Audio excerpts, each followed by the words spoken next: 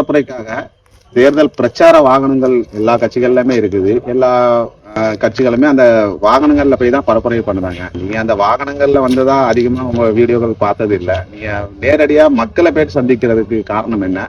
மேடைகள்ல பேசுற மாதிரி அதிகப்படியான நேரங்கள் பேசாம ஒரு அரை நிமிஷம் 1 நிமிஷத்துலயே உங்களுடைய பிரச்சாரங்களை முடிச்சிடுறீங்களா? அது என்ன? அதாவது நடைமுறைக்கு எது சரியா வருதோ அதுதான் செய்யணும். இப்ப மத்த கட்சிகள் பண்றது எல்லாமே ஆத்துமந்த கூட்டம் மாதிரி மக்களை 200 ரூபாய் 300 ரூபாய் கொடுத்து ஆட்டோல கூட்டிட்டு வந்து ஒரு இடத்துல நிறுத்திக்கிட்டு இவங்க வேட்பாளர்கள் வந்து நின்று அவங்க முன்னாடி பேசிட்டு போறாங்க.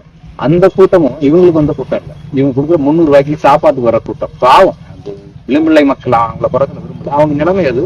யாருக்கு காலையில அதிமுக வந்த அதே கூட்டம் தான் திரும்ப மதியானம் சாயங்காலம் அதிமுகவுக்கோ இல்ல திமுகவுக்கோ காங்கிரஸ்க்கோ வருது.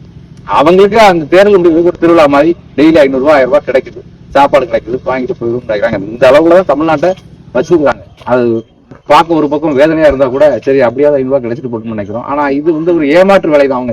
அவங்க செய்யறது எல்லாமே ஏமாற்று வேலை. இவங்க அரசும் ஏமாற்று வேலையும் செய்யறாங்க. அந்த அரசுக்கு வருவதுக்கு முன்னாடி தேர்தல் வேலையில இருந்து இதை தொடங்கிடுறாங்க.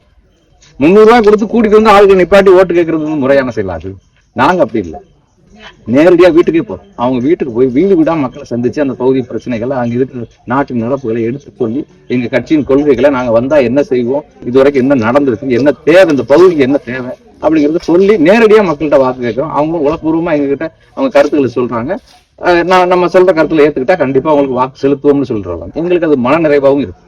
காசை கொடுத்து நாங்க இருந்தாலும் கொடுக்க போறது இல்லை. காசை கொடுத்து மக்களை மாட்டு வந்த மாதிரி ஒரு இடத்துல கூட்டிட்டு வந்து நின்று அவங்ககிட்ட வாக்கு கேட்கறது முதல் லஞ்சம் ஆரம்பிக்கிற இடமே அதுவாக தான் நாங்க பாக்குறோம். அதனால நாங்க நேரடியா மக்களை சந்திச்சு வாக்கு கேட்கிறோம். அது கால நேரங்கள் குறைவா இருந்தா கூட கொஞ்சம் விரைவா பாக்குறோம். அது போல வாகனங்கள்ல நீங்க பேசலன்னு சொல்லி கேக்குறீங்க. மக்கள் மணல்ல எப்படி ஆச்சுன்னா அந்த ஷார்ட்ஸ் பார்த்து மக்களே ரொம்ப ஷார்ட் ஆயிட்டாங்க. மேட்சே வந்து 50 ஓவர் மேட்ச் எல்லாம் யாரும் பாக்குறது T20 பார்த்து ரொம்ப குறுகலா ரொம்ப நீண்ட நேரம் பேசி நம்ம கருத்துக்களை சொன்னோம்னா கேட்க தயாரா இல்லை அவங்க.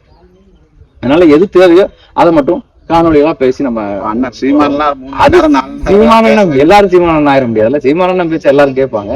எங்க வேட்பாளர்கள்ல ஒரு சில நம்ம சாட்டை துரைமுருகன், தம்பி இடுமான கார்த்திக் இவங்களோட பேச்சுக்களை கேட்பாங்க. எங்களை மாதிரி வேட்பாளர்கள் பேச வந்து தேவை என்னவோ அதை மட்டும் பேசணும்னா கேட்பாங்க. நம்ம மணிக்கணக்கா பேசணும்னா இந்த கொற்ற வெயில நின்று கேட்கறதே பெரிய விஷயம். இவன் பேச்சு யார் கேட்டுட்டு இருக்கான்னு சொல்லி ஒரு குளித்த மனிதனை உருவாயிடும். ரத்தன சுருக்கமா என்ன தேவையோ அது மட்டும். எனக்கு தேர்தல் நேரத்துல வந்து நம்ம எல்லாத்தையும் பேச வேண்டிய அவசியம் இல்லை. கண்டிப்பா நாம் தமிழர் கட்சி வந்தா என்ன செய்யும், இதுக்கு முன்னாடி இருந்தவங்க என்ன செய்யல, அந்த தவறை நாங்க திருப்பி நாங்க இதை செய்வோம். இதுதான் மக்கள்கிட்ட சொல்லிப்போம். ஓட்டு பாருங்க ஓட்ட, அப்புறம் பாருங்க நாட்டை. நமது சின்னம் விவசாயி.